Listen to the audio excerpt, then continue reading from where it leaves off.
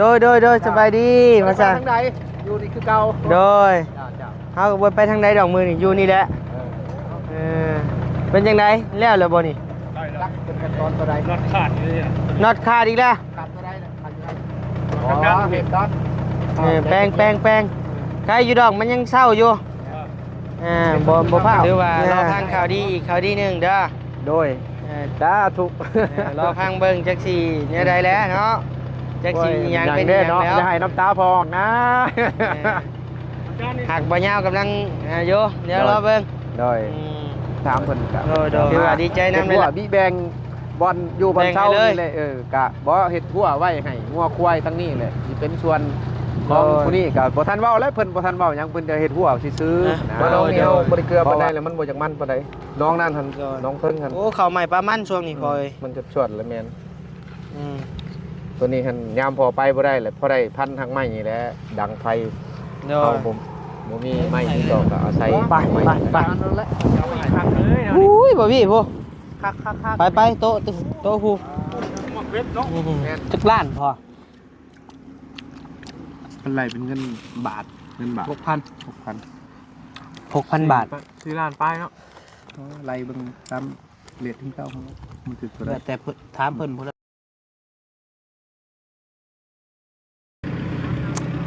เอาพี่น้องเอ้ยเนาะเปิดคลิปเปิดภาพมาบัดนี้พี่น้องเอ้ยไปอยู่บ่อนแปลกหูแปลกตาในเด้อพี่น้องเด้อเนาะทางบ่อนิวเนาะพี่น้องเนาะเดินทางขึ้นมาว่าสิไปเงินน้องสายฟ้า แต่ว่าทางพอสร้างทางบ่าววัดไซทักหาบ่อนิวเนาะพี่น้องเนาะว่ามาเด้อว่าซั่นมาเฮือนพอสร้างเนาะพี่น้องเนาะเพราะว่าทางพอสร้างเพิ่นสิเจาะน้ำบาดาลว่าซั่นหรือว่าน้ำสร้างเนาะพี่น้องเนาะเป็นเงินของแม่ใหญ่ใจดีเพิ่นจากต่างประเทศนั่นแหละพี่น้องเอ้ยเนาะเพิ่นฝากเงินฝากคำมาให้เจาะน้ำสร้างเฮ็ดเฮือนเนาะพี่น้องเนาะจำนวนเงิน20ล้านคือเก่าหั่นแหละพี่น้องเอ้ยเนาะทางบ่อนิวกะขอขอบคุณเด้อเนาะทางแม่ใหญ่ใจดีที่เพิ่นฝากเงินฝากคำมาสดซอยทั้งพ่อสร้างเนาะบ่อนิวก็ดีใจนำสุดๆแหละพี่น้องเอ้ยเนาะดีใจนำพี่น้องเอ้ยใช่แนมเบิ่งหน้าตัวเองคือว่ามืดคลือคล่าอยู่พี่น้องเอ้ยเนาะเบิ่งหามุมใหม่ก่อนบาดนี้เบิ่งหามุมนี้ก่อนบาดนี้เนาะคือว่า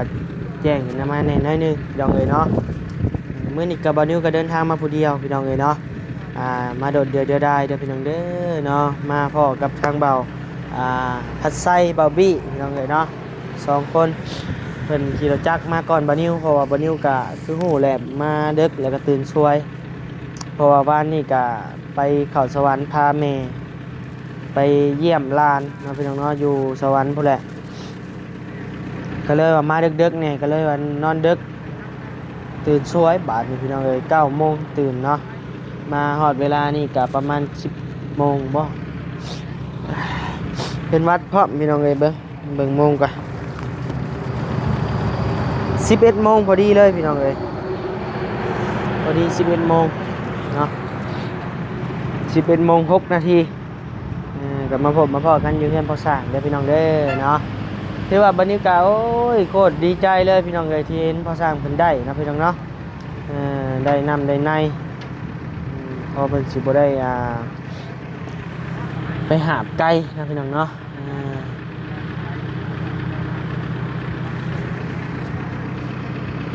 เป็นวัด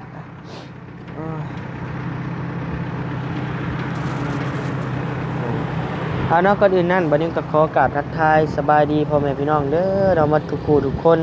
บ่ว่าสิอยู่พังลาวพังไทยและก็ต่างประเทศเด้อพี่น้องเด้อเรามา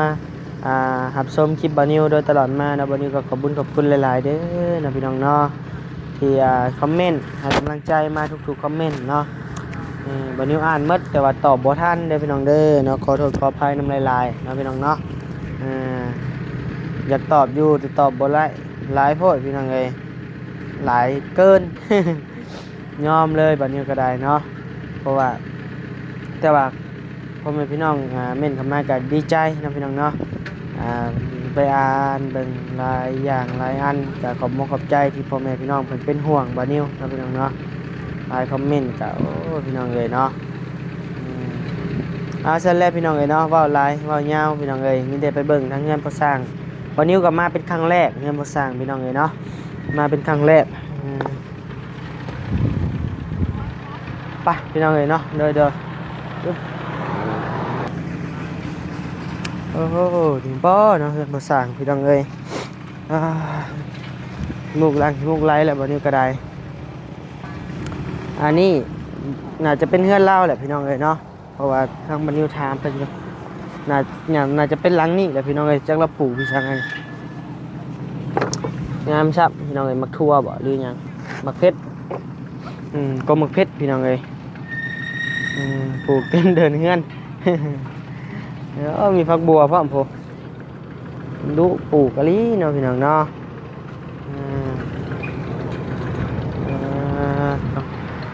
หันหน้ามาทางนี้พี่น้องเอ้ยเนาะบ่าวผัดใส่กินเบียร์บ่นี่กินเบียร์บ่ เดี๋ยวคนป่วย เบียร์คนป่วย เจ้าหล่นเนาะมีแต่แนวเป็น โดยไข่แตก ข่อยก็เป็นหวัดแด 3 มื้อว่าข่อยเจ็บคอ ว่าเลยก็อยากเข่าเด้เฮ้ยปิ้งป้านะป่ะ สบายดี โดยเดี๋ยวจังหน่อย นะครับ ใช้อีหยังไงนะ ขนมมุกเลย โอ้โหผมมัก มักบ่ เดี๋ยวจังหน่อยดังไพ่ปิ้งป้าจังหน่อย นี่เราชุมมาอยู่นี่ ใช้อันนะบ่ ตัวนี้ก็ได้แม่น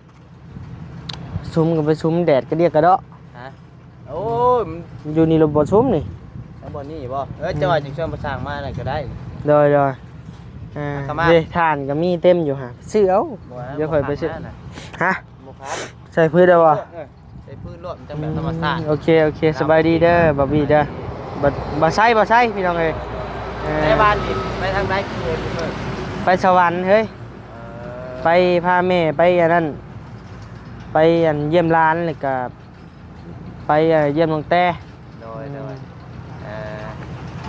เลยบ่ได้มาทางนี้เลย ใช้ผ้าเลย บ่ได้ไปเลย เราคล้องนี่เราขี่พอดีเรา รถถีบพอดีติ เราบ่ได้กินฮอดจะได้ ว้าวแล้วก็ค่อยลืมมาไม้แล้วได้มื้อ ฮะ ค่อยลืมมาไม้แล้ว น่ะแบ่งเรียบร้อย ยัง เอ้าจะบ่ได้แบ่งอีก ยังเมื่ออะไรก็มันสิบ่แตะแป้งน่ะเมื่ออะไรกับที่เจ้าเห็นแล้วพอเฒ่ารถล้มหัวแตกอะดิ ว่าแล้วก็เป็นอะไรใครล่ะบ่ ใครแน่แล้ว เพราะว่าหัวแตกคิ้วแตกซื่อ ไปเฮ็ดอะไรคือว่าล้มเองบ่ ๆเมาเด้ เมาเลยล้มเอง ก็ได้ว่า เมาเลยก็ลบ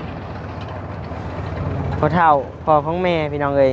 โดย ก็เลยว่าแลนหน้าแลนหลังเลยก็ลืมหน้าลืมหลังบัดนี้ก็ได้ แล้วพากันเอาปิ้งเอาอันปลาขึ้นมาเบิ่แล้วพี่น้องกำลังปิ้งกำลังว่าสิกินข้าวมื้อน่ะเนาะ โดย มีไอ้บุญไอ้ยาว โดย แล้วก็ไอ้ตูนมะนิ้วเสียงคนเดือน บัดนี้พ่อบ่ได้กินซ้ำมื้อน่ะ กำลังว่าสิกินกำลังหาข้าวหาน้ำกำลังแต่งพระข้าวพุ่นน่ะทางนี้ว่าหับโทรศัพท์ว่าเขาเฒ่าเพิ่นแล้วว่า โดยเลยบ่ได้ลิ้นบุญน้ำหมู่ซับ ไปรอดบุญ เอาหันมาทางนี้กับบอบบี้โดยสบายดีโดยโอ้เฒ่าแก่ได้เฒ่าแก่แฮปปี้อันรถได้ ถ้าก็เร็วเวียกไว้พี่น้องเอ้ย โดย ก็บ่ได้ลงคลิปประมาณ 2-3 มื้อนี่แหละถ้าก็แล้ว โดย โอ้ถือว่าเมื่อยเนาะ2 มื้อ 2 คืน ให้ตัดผมให้เจ้าพี่ฮะ เป็นอะไร ขี่ไล่ แม่นเนาะ คอยก็ว่าอยู่เด้ไอ้เปาบ่บ่ครับซึ่งคือว่าเฮ็ดมื้อน่ะตัดแล้วตัดอีก สร้างใหม่สร้างไป คือคิงจองอึ้งนี่แหละ เพราะมื้อน่ะบางคอยว่าอยู่สิใส่หมวก3มื้อเพื่อนจะตัดแล้วไปตัดใหม่อีกบ่แม่นยังให้มันสร้าง ไปเดี๋ยวขอไปหาพ่อสร้างก่อนเด้อโอเคกันใจดีกับชุมไผ่ถ่านี่อยากเข้าเลยเดี๋ยวได้ขายเข่านะเท่านี้เนาะ โอ้ใกล้เลยใกล้ ดุมนี่ก็มี ขายเข่าทางกับเข่าใช่ป่ะ เดี๋ยวไปซื้อเข่าไปมากินกับปิ้งปลา บ่เข่า บ่เบิ่งไปเบิ่งทางนี้ก่อนเป็นได้แป้งอีกเลยโตไผนี่ผู้สาวน้อยมาแต่ไสนี่โดยสวัสดีใส่ผู้สาวน้อยมาแต่ไสนี่น้องเอ้ย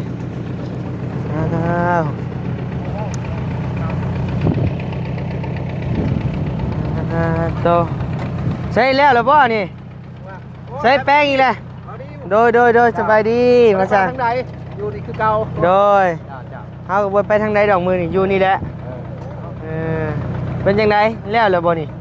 รักเป็นขั้นตอนตัวใด น็อตขาดอยู่เลย น็อตขาดอีกแล้ว ขาดตัวใดนะขาดอยู่ไหน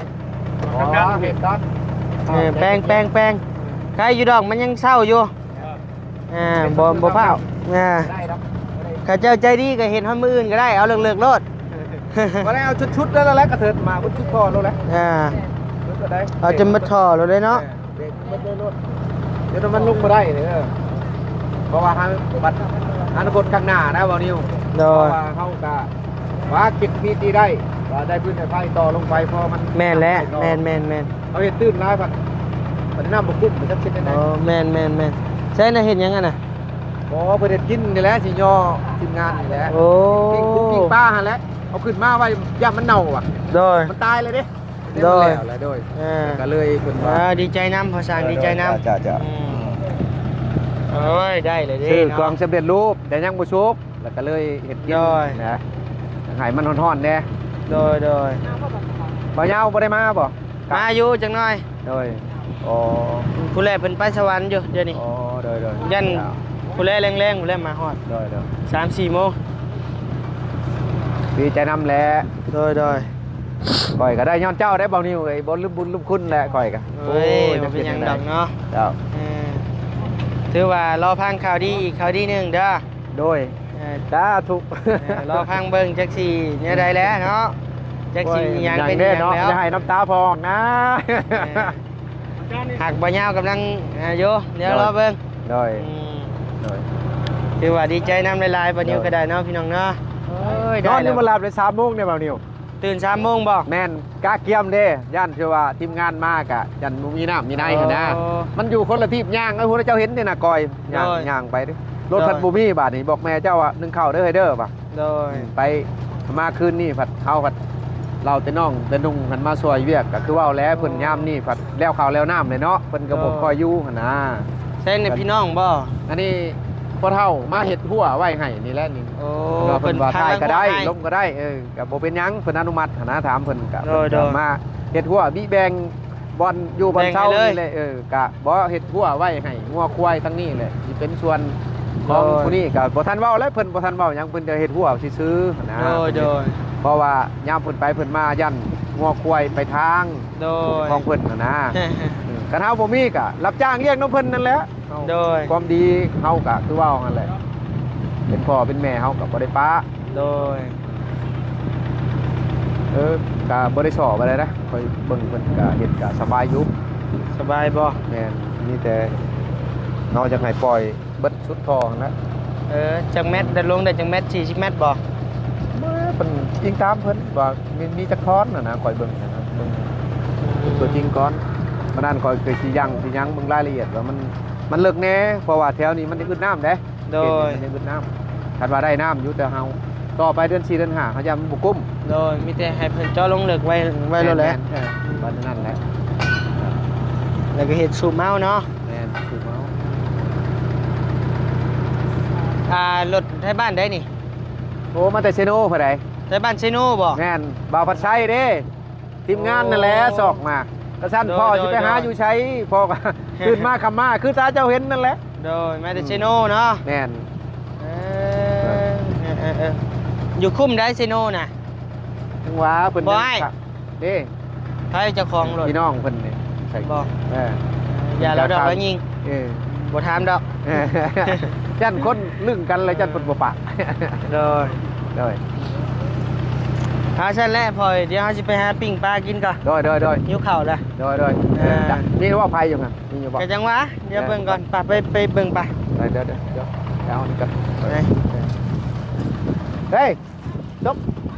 ป้าเอาให้เพิ่นปิ้งก็ได้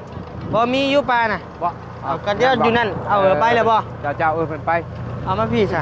ไปเอา เดี๋ยวหาปิ้งเอง ปิ้งเองก็ได้ ไปพี่น้องเอ้ย โดย ปิ้งปลาก่อนบาดนี้เนาะอุ้ยคักเลยนี่ปิ้งปลานี่นะพี่น้องเนาะดังไฟควันตูดใส่รถนะพี่น้องเนาะ มีอะไรกินตะไคร้ข่อยก็ได้แล้วเฮ็ดไปให้ โดย เนี่ย อันนั้นบ่ แม่นบอนนี่บอนพอนอนพักผ่อนตัวนี้ โดย แยงนี่นอน เฮ้ยเจ้า เอ้ย เฮ้ย อื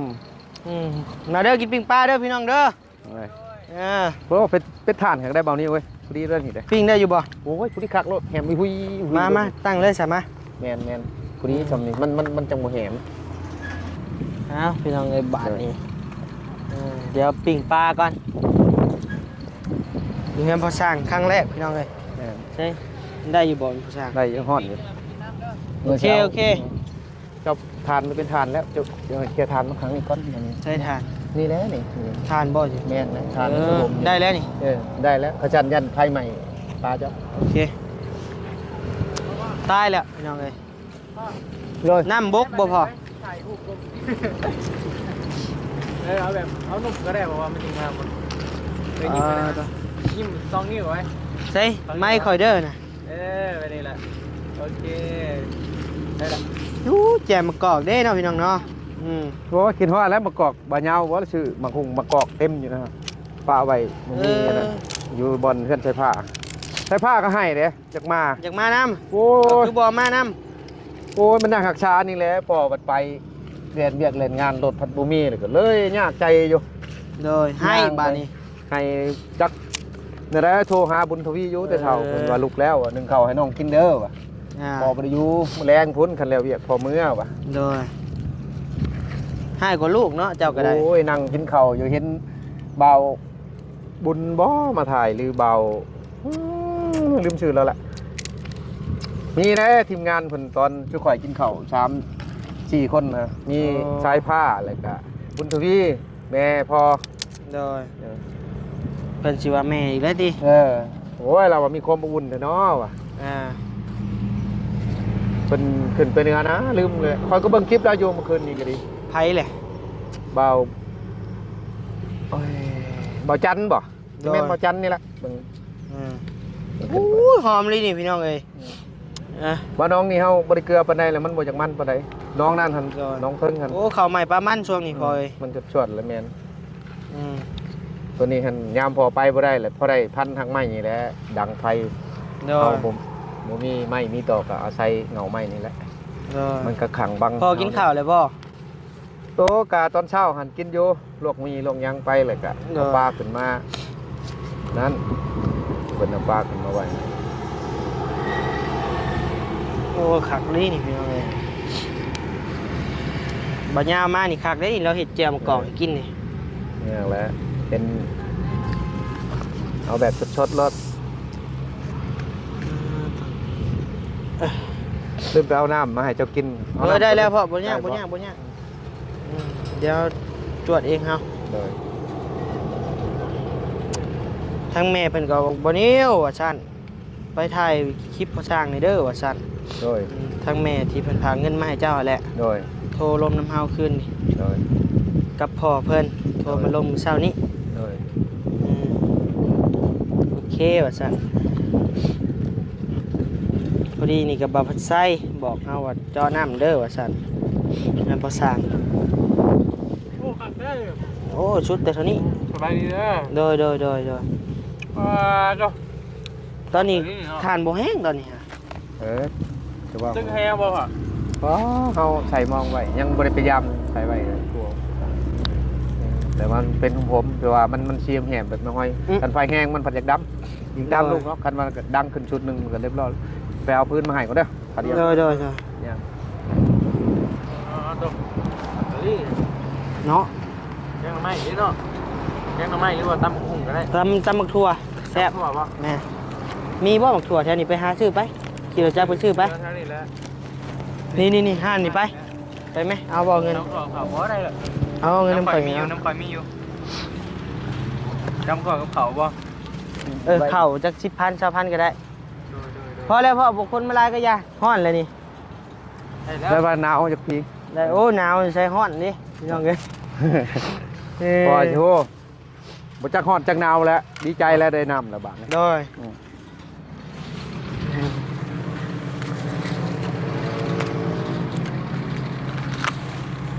เฮ้ยพี่น้องเอ้ย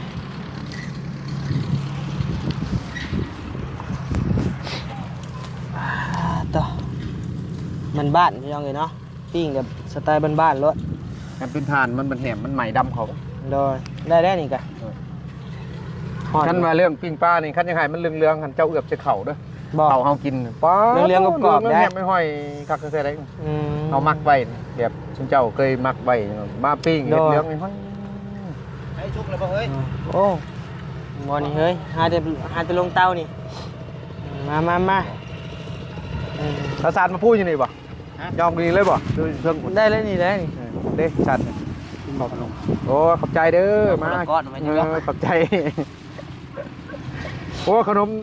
เนื้อ แม่ห่ออยู่เพื่อนว่าหันบ่มือ บ่ได้แมวบุญซื้อ โอ้ บ่มีเวลาหอ เนี่ยเลยแต่พอสร้างนี่แหละไปบ่ทันก็มีแต่คือเว้าหั่นละ มันบ่คมบ่พอใส่ขี่ บ่ นี่ แล้วแต่คนมากข่อยหักคนนึงบ่มาก มันคม ครบแต่ว่าเห็นอายาบ่ได้ปิ้งก็ปิ้งบ่ถี่เลย อืม เฮากิน คันก้าว กิน ว่า แต่น้ำได้ซื้อครับ มันคือตำนี่มันยิงต อ่า ำคันว่าภาษาบ้านเฮาผัดบ่ได้เพิ่นเว้าคลำกับว่าอันยังปอนิว อะไร เว้าว่าเป็นยังแนวคมๆมันนะแม่นเก่งๆน่ะเด้อืม อย่างนี้ แต่ว่าเราเพิ่นเว้าขมนมเค็งบ่แม่นคลำอันนี้บ่ขอโทษ ลาบขมนมเค็ง เออ บักเบงขม เฮ้ยฮ้อน ฮอดมาถนัดอะไรมาแวะ โดยบ่ย่างดอก น้องหลับได้บ่ได้ บ้านก่อนเจอน่ะ จนนี่กินยา มา มัน กิน บ่ใหญ่ ยา เด้ฮะ กินยา กะวัง เนาะ เนี่ยนะเดือน6เดือน7น่ะ บ้านนี่แล้วมันมื้อละฮะอยู่เพื่อนข่อยกับปักกินหญ้านี่แหละ บ่ เอ้า ปลา สำ โอ้ต้องใหญ่อะบ่เออ สำคาที่ว่ามึงใจหลายปี บ่นะบ่ฮอดพุ่น บ้า ปี น2 ปีนี่แหละ แม่น ใหญ่ดีได้เนาะ แม่นใหญ่ดิ มองเฮาจนหมุนเบ้า อืม มองฮะ บ่แล้วยันเจ้า ขึ้นกับพ่อ2คนจน ยันเจ้ามาเลยยันเฮ็ดกลุ่มมันในน้ำ บ่ได้ บ่ มันติดอยู่ในโดน มัน แบบว่าเฮา บ่ สมมุ ห็น ติว่าตัวใหญ่เนาะมันถึงเขาคอยยู่เขาดิมองมันสิเปื่อย เฮาก็บ่ได้เห็นมันบ่ได้ดินบ่หยังเฮาบัดเฮาไปโจมบางคนปลาน้อย มันไก่พอลงเด้เนาะ สำคาเดี๋ยวจนเอิ้นพ่อลงมาเอาน้ำ บ่ได้คันว่าปลาอยู่น้ำเซนี่แนวหนึ่งในปลาในหนองมันจะแห้งได้ทำไรสำหนึ่งโหมาแล่นตำเจ้านี่ก็หัวโน้ยคนใดมันเหงาไหมนี่แล้วคันว่าว่างๆคันว่าปลามันน้ำมาบกมันเฮาลงไปไว้มันอาศัยกัดกินเหงาไหมเหงาตอกแมงไหม้แมงตอกอยู่อาศัยเพิ่นอยู่ในเหงาไหม้นี้ โดย กระชั้นมันกับบ่มีบนอยู่ก็ถือว่าเอาแหละ เดี๋ยวอุ้ยอยู่พี่น้องเอ้ยพวก เอาว่าแล้ว แซ่บแล้วมาถึงน้องๆใหม่เนาะ โดยมันสิช่วยอยู่พี่น้องเอ้ย ให้ยาวบ่ได้ขึ้นมาบ่ ขึ้นมาอยู่ขึ้นมาพร้อมไอ้บุญว่าซั่น ขึ้นมาแล้วเพิ่นสิไปสิโปนเลยบอกขึ้นได้ บ่นะ ขึ้นมานี่ซื้อ แม่ ใหม่เอ้ยปีกบ่ทันเอ้ยมีไหมบ่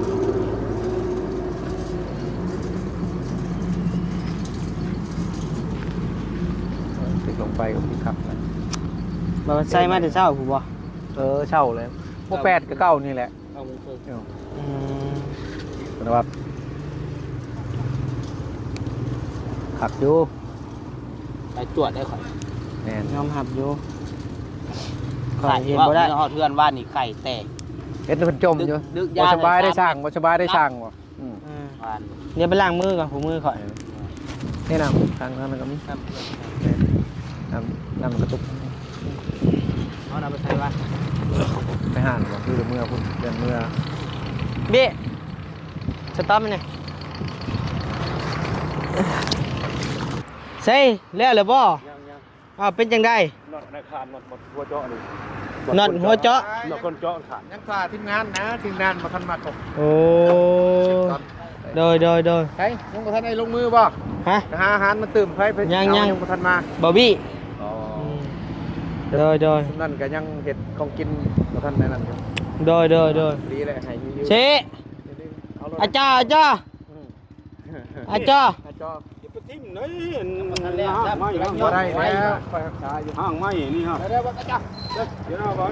เฮ้บอบบี้มาแล้วยังไงอุ้ยเสบียงพี่น้องเอ้ย เอาอยู่ใส่นะอยู่หั่นเขาบ่ได้เปิดบ่ ไป ใกล้ๆแล้วบ่ จานเอ้ยใส่กันเลยเนาะ นั่นแหละเอาไปคักเลยเนาะ อุ้ยบอบบี้พวก คัก ไปโต๊ะผู้ มักเล็ดเนาะ แม่น ไปพี่น้องเอ้ยกักลิ้นนี่มาบอบบี้มา บ่ใส่มาฮะ ตามรถจับเนาะ ใส่ หักเลยนี่ นี่บ่กะมามินลุยนี่แหละ หักแล้วงามเปลี่ยนแม็กเลยเนาะ อามินลุยพี่น้องเอ้ยเนาะใส่ยางลุย เขามาถ่าย FC เบิ่งบ่ไปเปลี่ยนวัน ยังบ่ได้ถ่ายได้ เบิดเท่าไรไปนี่ เฮ้ยบ่เงินหลายนะ ยืมเงินแม่ งามแล้วมีแต่เอาไปแรปซีก็ได้นี่นะ บ่เฮ็ดมันดอก เฮ็ดบ่ ว่าเปลี่ยนยางมาแล้วว่าอยากขึ้นไปแจกเครื่องใส่ปูนมีไผไปนำบ่ ไปแหละ เบาใช้ไปบ่ ไปอยู่ เบิ่งมือใดก่อนเนาะเบิ่งเงินเบิ่งคำก่อน ปีหน้าเป็นยังไงเดือนออกเดือน บ่ทางผู้ใหญ่เพิ่นนั่นเงินเดือนยังบ่ออกบ่ มันมีเงินนะมีกันในใจอย่างคนนี้เป็นไปได้ปีหน้าคนนี้เบิดปีนี้นะ โอ้ผู้ใหญ่ถ่าเพิ่นพากเครื่องพากของไม่ค่อยเพิ่นถ่ารายเดือนเลยยังบ่ได้พากให้เพิ่นอยู่ ขึ้นกับไอ้แหละขึ้นเพราะไอ้ลี่ทั้งนั้น พังเบิ่งเนาะถ้าว่าไปนางขึ้นใส่พ่อสร้างดิมาเด้อไอ้สร้างมาทุกคู่ทุกคน มากินข้าวกิน ใส่ก่อนได้นี่ไปขึ้นคือมันมืดว่ามุมนี่วะ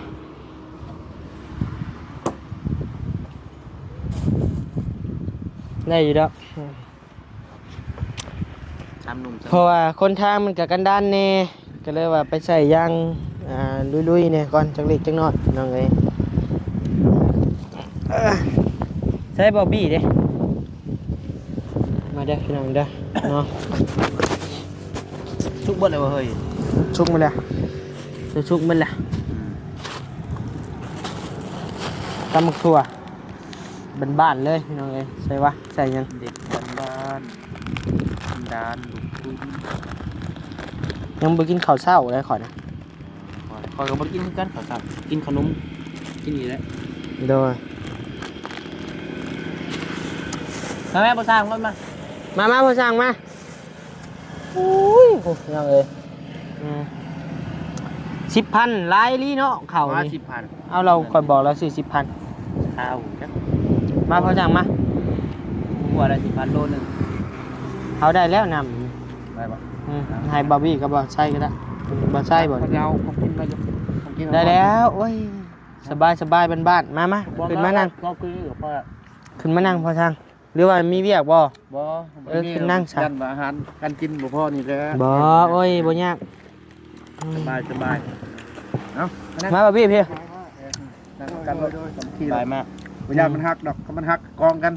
คือเห็นทุกคนไปกินอยู่ไทยก็คลิปมันเตียงปีนก็เห็น โอ้บ่ยาวบ่ ตา โอ้อยู่ใช้นั่นบ้านแถวนึงครับผม เห็นบ้านนั้น แถวนึงครับ บ่ได้ สวรรค์ฮึ คอยว่าเตียงปีน มาเราต้องเห็นทางเขาต้องเห็นนี่ มา ทำกันเด้อพี่น้องเด้อ มา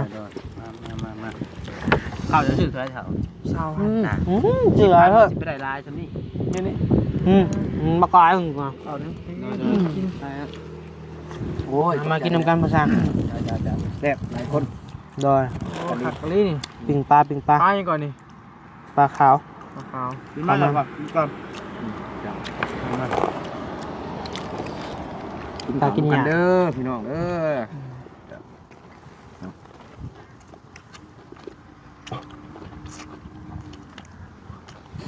เขาจะเอาเล่นหรือเปล่านะเรื่องผักเบรกป่ะ เด็กมันของมันเต็มนี้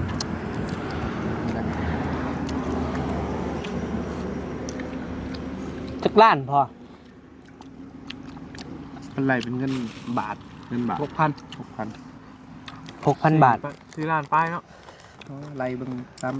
เรียดที่เก้าเขามันคือตัวใด แต่ถามเพิ่นเพิ่นเอาเท่าไร เพิ่นว่าเป็นเงินบาทว่ายังไงกันเนาะ งานว้าวบอกมือละ1 บาทก็เอาเพิ่นใส่ซูมกับแตกแล้ว 6-7ซะ ประมาณพก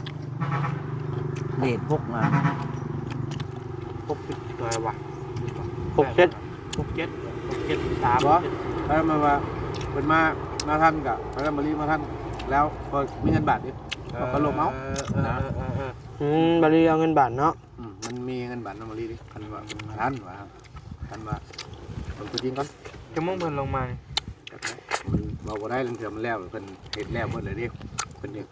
มาทันนะบ่รีมาสิบ๊ายบายกินก่อน นะท่าน จะโทรบอกบอลลี่ได้ แล้วเพิ่นบอกจะขึ้นมาเด้ อืม มาแวะ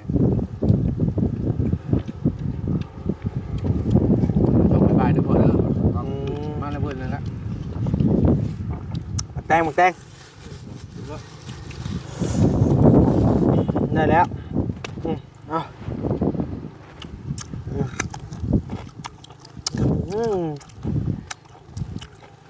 หักลิบปลาได้ติดเลย เอาข้าวติดตะไคร้ครับแล้วมันหอดเอาได้ซุปน้ำ ฮ่า อ๋อนั่น ข้างไงยังกินทางอ่ะ ยักเห็ดย่อยังหมดแล้วนะ ปิ้งบ้านกันอยู่บ่ มา ปิ้งป ป ลา ลาจะซื้อเป็ดอยู่ตลาดบ่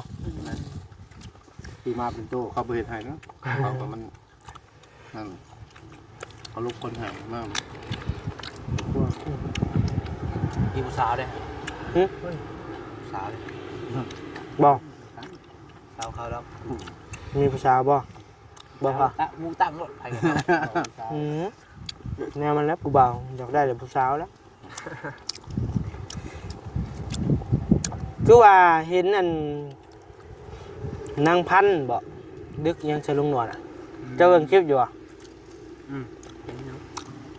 คือมาอัน ตู้จัก เป็นหยังคือดึกอ่ะนะ จังหวะคือนี่ละคุณแท้เนาะลุงหนวดไปซอยจนว่าบ่ได้มือเฮือนมือซ่าน เขาอยู่หันอยู่ไทยบ่ยังไง พาลาน ตัวบอลเราเที่ยวขึ้นไปนะบ่ แม่ นะฮะเห็นเราไปถ่ายอยู่ลุงหนวดเราถ่ายแล้วเราก็ขึ้นมา อยู่ ให้ลุงนวดบ่หรือให้เนี่ยให้ไผ ทั้งว่าครับผมบอกไปบ่ได้ บ่ได้6 ปีนะอายุคนได้6 ปี หา เอา มา ดอกไม้แล้วบัดนี้ นั่นน่ะ ของห้อง เอาหนีออกไปวะ เอาอ่ะ ใส่กระโตก บ่หามากะยะ บ่หามากระย่างหามข้าวซื่อๆเด้ โอ้ พ่ออยู่ต้องมือตาแน่ได้บ่นี้เขามาใกล้เลยต้องบ่วี่เอ้ย คัก ได้เร็วมากินน้ำกัน กำ เอาเลยไหม กำมันทั้งนี้เพิ่นอะไรแล้ว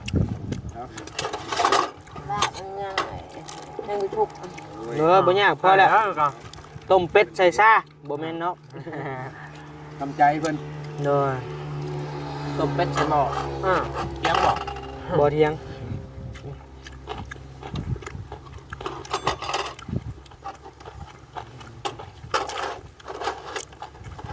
คืนนี้กินเป็ดได้คืนนี้ก็กิน บ่ แม่เฮ็ด ข้อยก็ปิ้งเป็ดขึ้น ตรงนี้เนาะเอากินนะ อยากกินเล็บแป้งพุ่นดอกข่อยน่ะถ้าบ่มีขายเด้ ขายแล้ว นอกจากห้างนะ เตียงเครื่องมากเฮ็ดแล้วบ่ยาก บ่ ด้านให้เอ้ยทำแบบแปลงนี่คนอยากจะเช่าแถวนี้คอยมื้อเวลา เนาะ ผู้เดียวกับแม่นี่แม่ก็นึ่งข้าวพ่อก็หาน้ำมา